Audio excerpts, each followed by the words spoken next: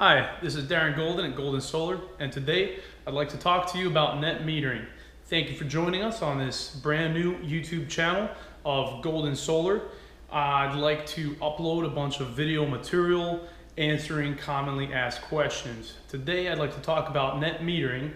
Net metering is something that's absolutely critical for anyone to understand if they're thinking about getting solar panels installed on their home. Essentially, in one sentence, what net metering is the type of relationship that anyone will have with their utility, their local power utility, after they get solar panels installed. And I'll explain what that means. First, let's consider what it would be like before having solar panels installed. You have your home or your commercial building, and you use energy in that home or building. Well, there's power running through the grid, and between the grid and your house, you have a power meter, which basically measures how much current is going from the grid to your home.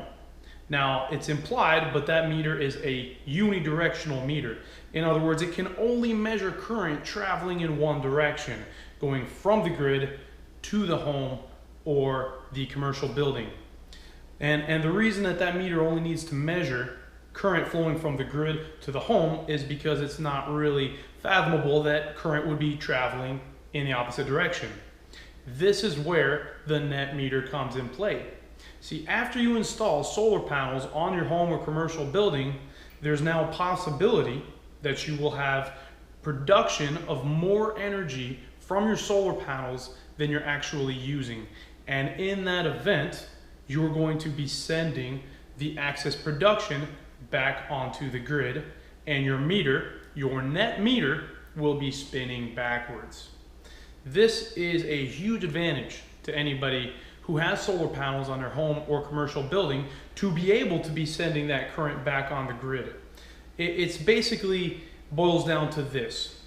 You're never going to be producing exactly what you're consuming with your solar panels.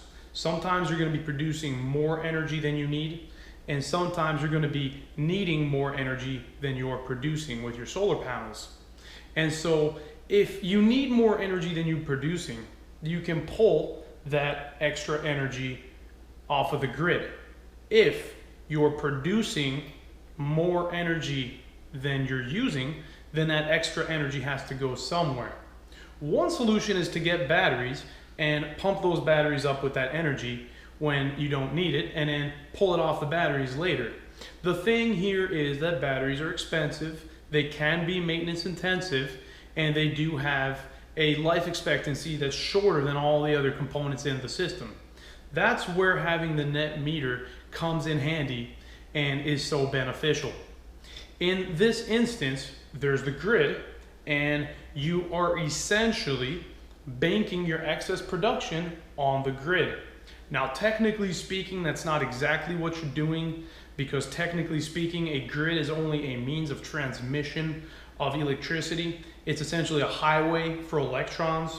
It's not actually storage, but effectively speaking, to the homeowner, to the commercial building owner that has a net metering arrangement with their utility, you can consider that grid to be an infinitely large storage bank, because all that energy that you send on the grid, your meter spins backwards, meaning you get credit for it, and then you can pull it off of the grid when you need it later.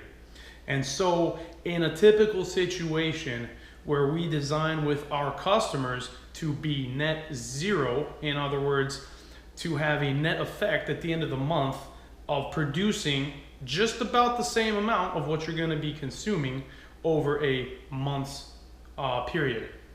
In this system, in this arrangement, you're going to be overproducing during the day and obviously underproducing at night. When it's nighttime, you're not making any solar energy, but the net impact should all break even. So at 3 in the morning, when you decide to wake up and you're already using electricity, or maybe you already have that air conditioner going, you start off consuming energy but not producing any.